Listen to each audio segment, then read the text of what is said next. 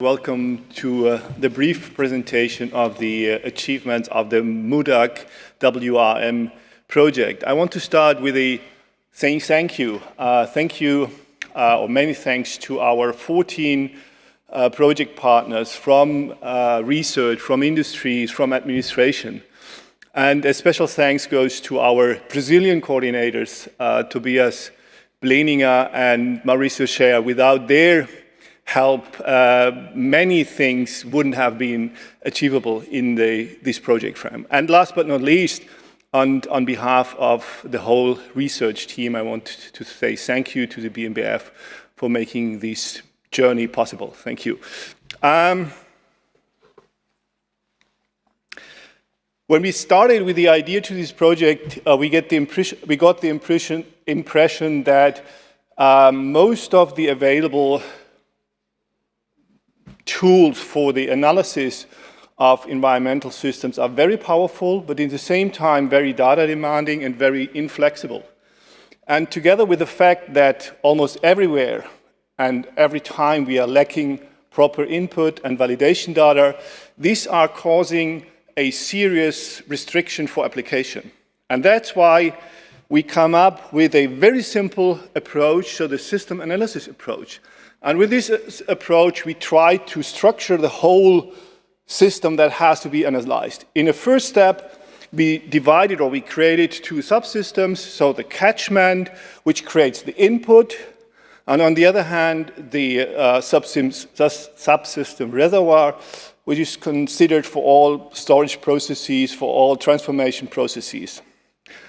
And even if everything got much more complicated in the course of our project, so we analyzed at the end numerous of these subsystems, this very simple approach has some obvious advantages. Because if you understand the relevant processes in one subsystem, that gives you insight into another subsystem because it's interlinked, which is maybe much more complicated to be analyzed.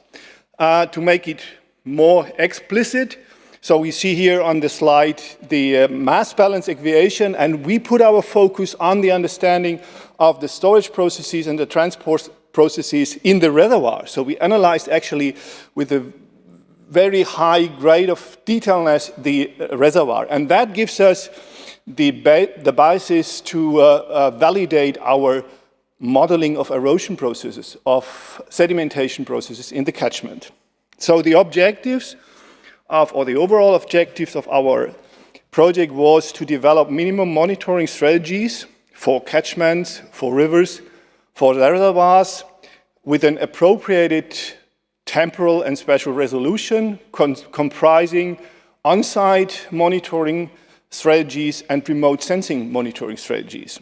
And the second objective was to reduce or to simplify the models which are used to understand or to analyze the transports in the catchment, the water balance in the catchment, and the water quality and the hydrodynamics in our reservoir.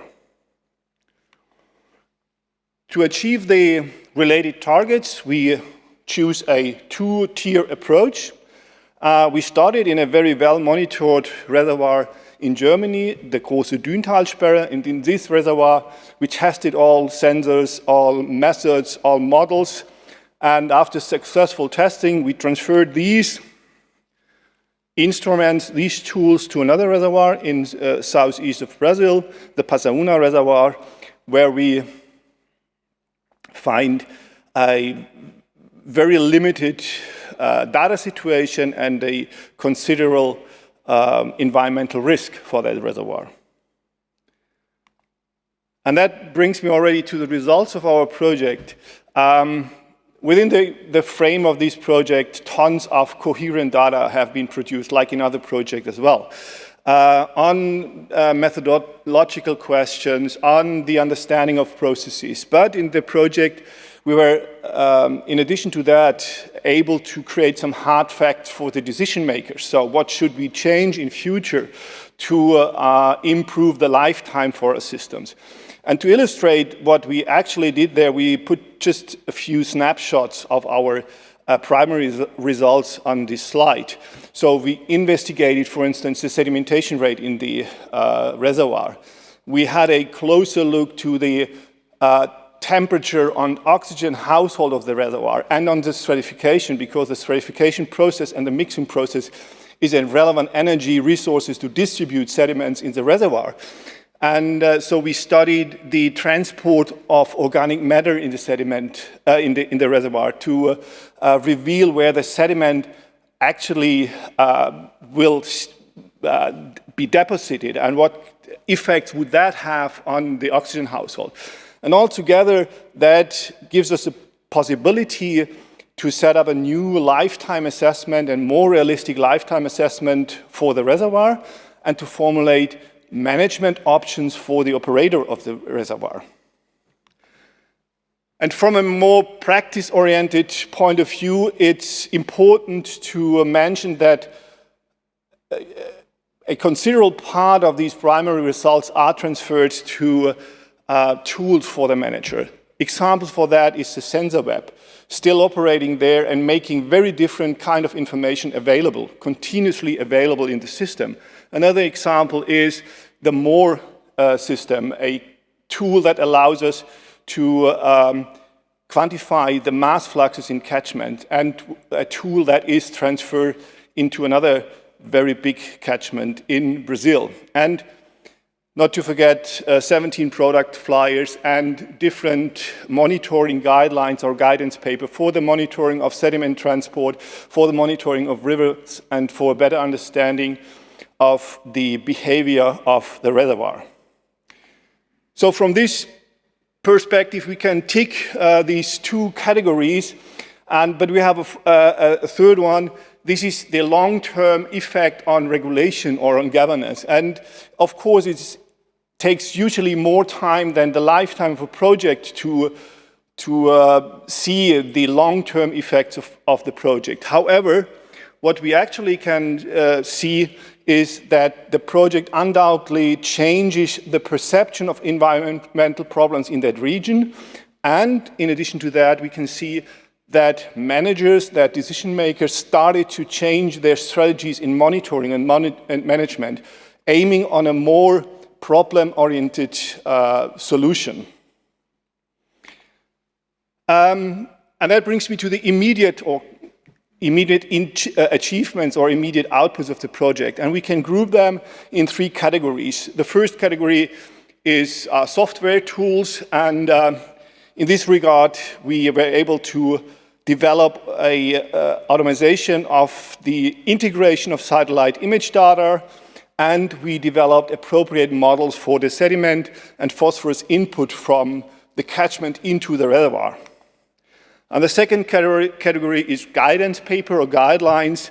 I said it before, we developed different guidelines for monitoring, for an efficient monitoring in rivers, and for the quantification of the stock in the reservoirs and the description of the status quo and the lifetime of the reservoirs.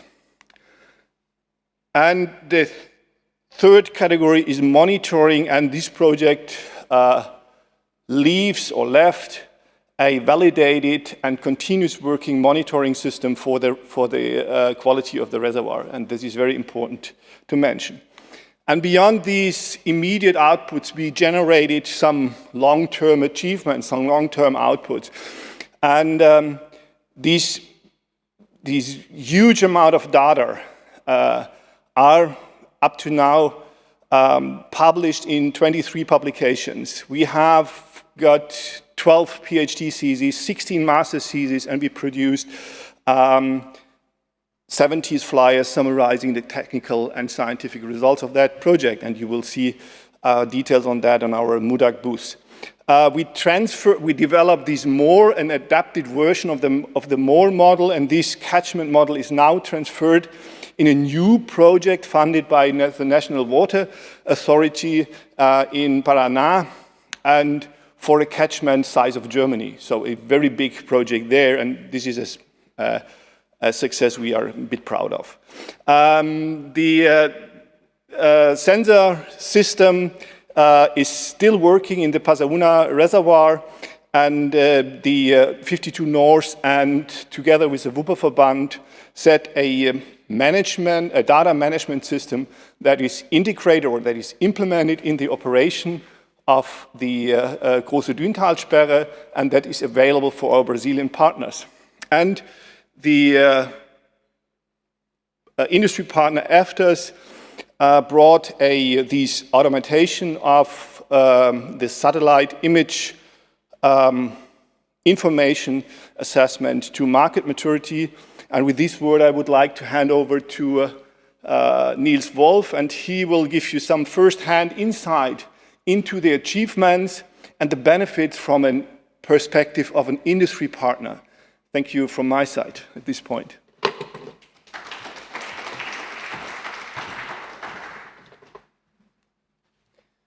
Good afternoon, also from my side. Our part in the project was to support the catchment assessment by making use of Earth observation data coming from satellite platforms. And to do so, we developed and implemented different processing chains and algorithms to come up with surface and water land surface parameters which we produce in an automated, regular fashion to support these assessment tasks.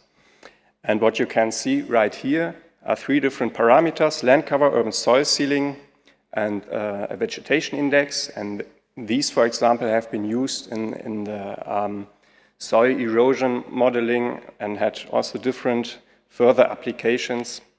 And we have parameters like surface albedo and leaf area index, which have been used in the estimation of evaporation models in the context of water balance estimation, and further parameters finally on water quality, namely water surface temperature, chlorophyll A concentration, and total suspended matter. And all these different parameters have been provided in spatial resolutions of 10 to 30 meters and temporal frequencies differing to the product, ranging from a few days to monthly products and also to yearly products. The main motivation or point using Earth observation data is actually to have the chance to process large areas and to do this in a cost-efficient way. And cost efficiency in this respect comes on the run point from the data source. We used extensively Copernicus Sentinel data, which is free, and also NASA USGS data from the NASA USGS Landsat program, which is also under a free open data policy. And this data is also globally available, which means that we have a common data source if we apply it in other regions in the world, and we can also have or produce comparable models from this. And in the end, this should make our approaches much more transferable. A third point in the cost efficiency is automation, and we invested a lot of work to make the whole value chain, starting from satellite data download, pre-processing, cloud masking, compositing, mosaicing, and running different land surface processor, one of these tools you see right here, and to bring this in a production environment, Kubernetes environment, to have the chance to run this in an automated and also efficient way, and also have the chance to scale this up to larger area coverage. And finally, we want to make these products accessible as easy and direct as possible to the user, so to the practitioners and water resource managers, researchers, consultants, and integrate them in our website, eftas.com. And you can access different products right there. You get credentials to log in, can select your individual area of interest, select also a time of interest or time frame of interest. Some products rather require time windows to be inserted. and then your favorite way to receive the data, for example, downloading from the server or collecting the data from our branch in Münster. And yeah, this is it. So I would like to thank you for your attention and, of course, hint you to our booth at the virtual marketplace where you can find posters, publications, videos, fieldwork details. And Stephan Fuchs and Stefan Hilgert will, I think, be available to answer a lot of your questions and provide you with further materials. Thank you.